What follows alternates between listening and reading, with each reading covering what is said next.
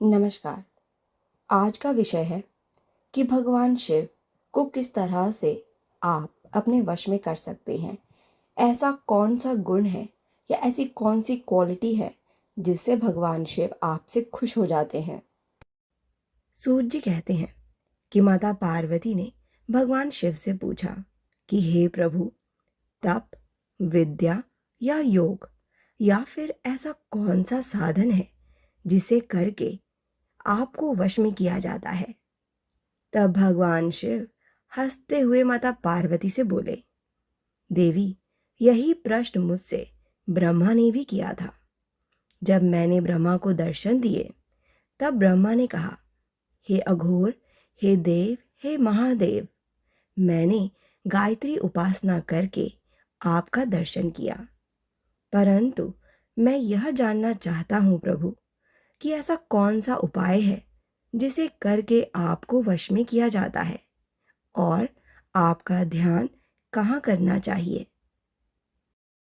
तब मैंने ब्रह्मा से कहा, हे प्रजापति, मुझे तो केवल और केवल श्रद्धा से ही वश में किया जा सकता है।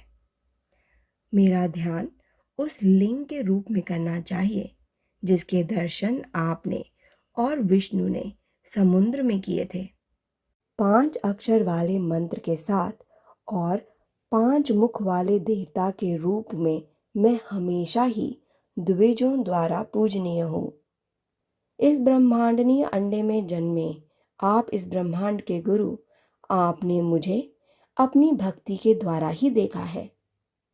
इसे जानने के बाद ब्रह्मा ने मुझसे कहा कि मैं उनके अंदर और अधिक भक्ति की भावना को पैदा करूं, जिसे मैंने तुरंत ही स्वीकार कर लिया और उस बढ़ी हुई भक्ति के कारण ब्रह्मा ने मुझे अपने हृदय में स्पष्ट रूप से देखा। हे देवी, मैं घोषणा करता हूँ कि मैं केवल भक्त की श्रद्धा के ही अधीन हूँ। द्विजों और ब्राह्मणों द्वारा मुझे लिंग रूप में ही पूजा जाना चाहिए। यह श्रद्धा ही परम और सूक्ष्म गुण है। यही पूर्ण ज्ञान है और यही त्याग है।